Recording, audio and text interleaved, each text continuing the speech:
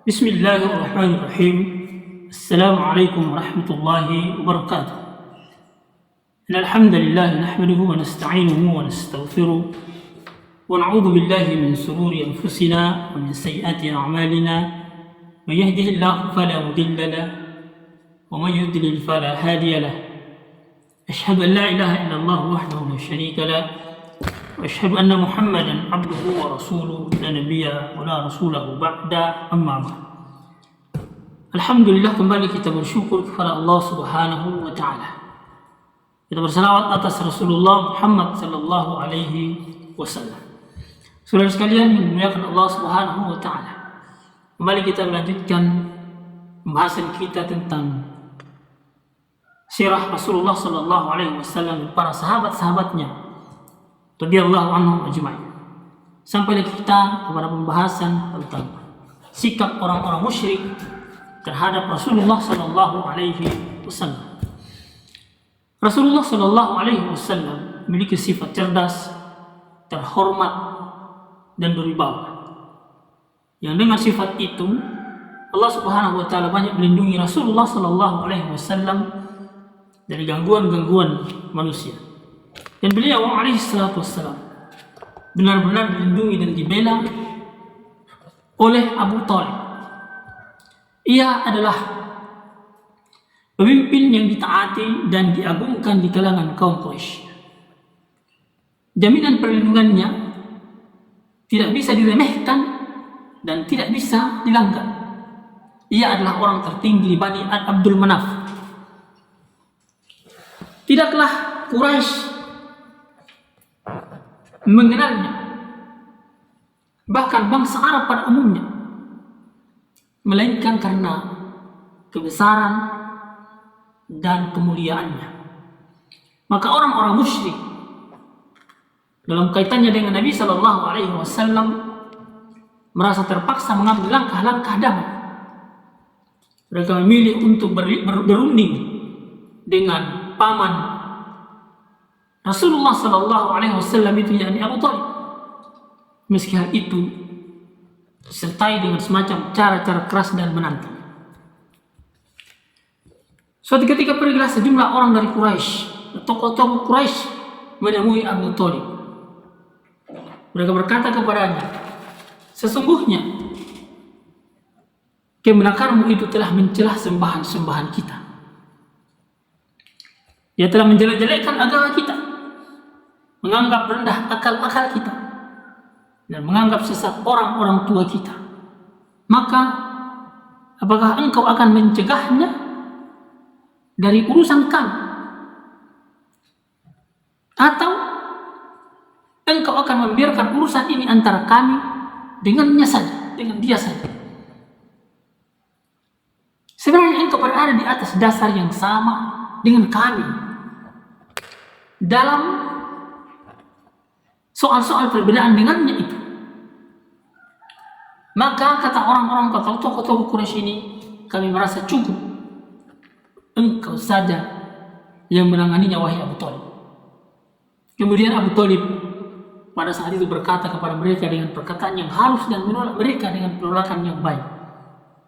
Mereka pun pergi, sehingga dakwah Rasulullah SAW berlanjut terus sesuai kewajibannya, menampakkan agama Allah dan mengajak beribadah kepada Allah Subhanahu wa taala.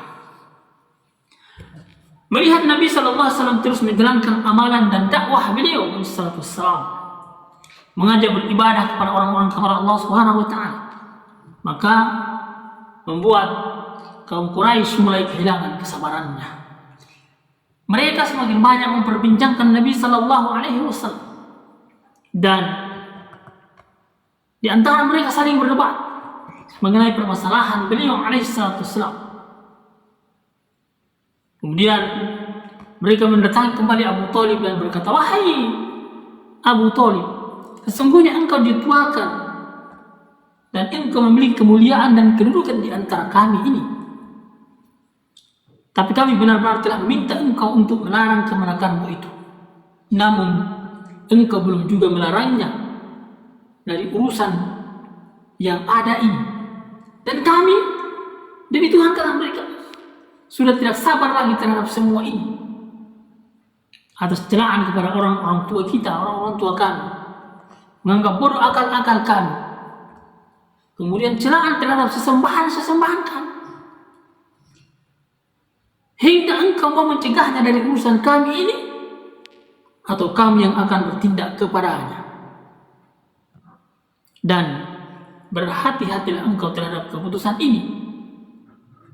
Sampai salah satu di antara keduanya, lalu mereka pun pergi.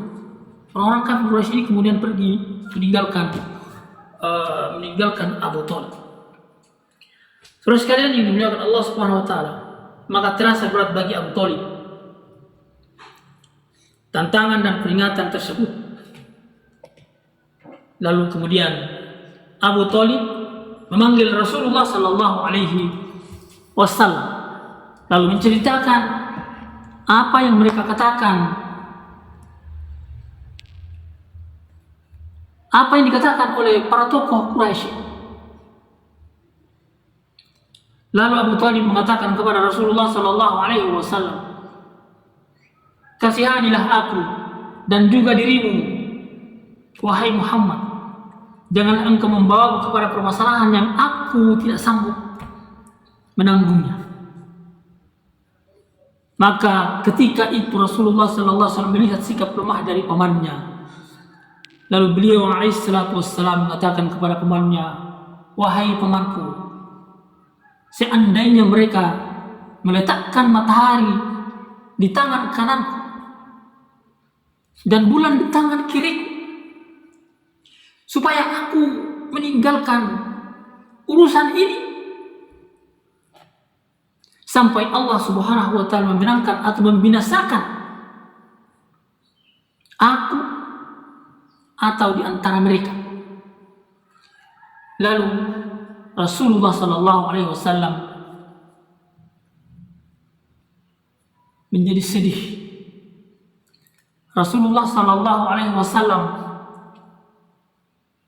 bersedih dengan hal ini. Maka timbullah kembali pada diri Abu Thalib, paman beliau alaihissalam, rasa kasihan dan rasa percaya. Kemudian Abu Thalib mengatakan kepada Rasulullah sallallahu alaihi wasallam, "Wahai Muhammad, teruslah wahai kemenakanku. Katakanlah apa yang engkau suka, apa yang engkau ingin katakan. Demi Allah, aku tidak akan menyerahkanmu karena satu alasan pun kepada mereka selama-lamanya."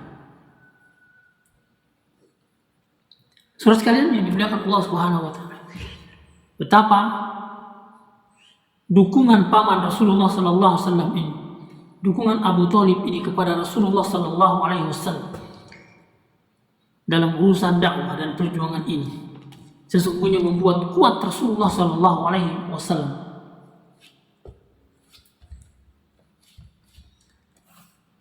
Langsung kemudian setelah Quraisy atau kaum Quraisy melihat bahwa peringatan mereka tidak membuahkan hasil,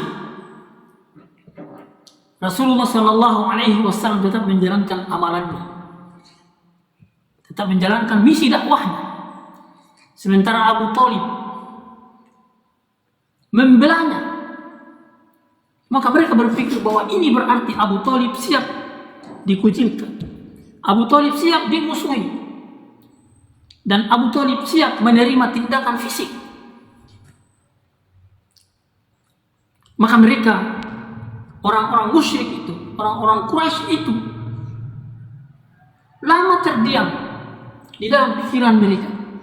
Lalu kemudian mereka bermusyawarah hingga sampai pada hasil kesimpulan bahwa untuk melakukan satu tawaran yang aneh, mereka datang kepada Abu Thalib disertai dengan Ammarah bin Walid, yakni pimpinan anak muda di kalangan mereka dan merupakan sebaik-baik dan seelok-elok anak muda di kalangan Quraisy pada saat itu. Mereka lalu berkata kepada Abu Thalib, "Wahai Abu Thalib, ambillah anak muda ini dan dia akan menjadi milikmu dari diri dan celakanya dan semua hidupnya. Jadikanlah anak untukmu, lalu serahkanlah kepada kami kebenakanmu itu, yakni Rasulullah sallallahu alaihi wasallam yang telah menyelisihi agama yang engkau anut dan agama orang-orang tuamu dan juga agama kita, serta dia telah memecah belah persatuan kaummu dan kaum kita semua, karena kami akan membunuhnya. Dan ini berarti adalah sesuatu yang aneh, yakni mempertukarkan Ammarah bin Walid dan Rasulullah sallallahu alaihi wasallam.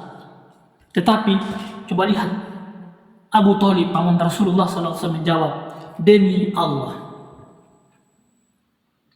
buruk sekali tawaran kalian itu kepadaku. Kalian beri aku anak kalian supaya aku beri makan dia untuk kepentingan kalian, namun aku harus berikan kemenakanmu untuk kalian bunuh. Ini demi Allah tidak akan pernah terjadi selama-lamanya. Saudara sekalian yang dimuliakan Allah Subhanahu wa taala, luar biasa Abu Thalib adalah manusia cerdas yang memiliki kemampuan analisa yang cukup tajam terhadap tawaran dari kaum Quraisy atau orang-orang atau tokoh-tokoh Quraisy pada saat itu. Maka saudara-saudara sekalian yang dimuliakan Allah Subhanahu wa taala, mulailah bermunculan tindakan-tindakan fisik terhadap Rasulullah sallallahu alaihi wasallam yang dilakukan oleh orang-orang Quraisy pada saat itu. Insyaallah kita lanjutkan pada sesi berikutnya.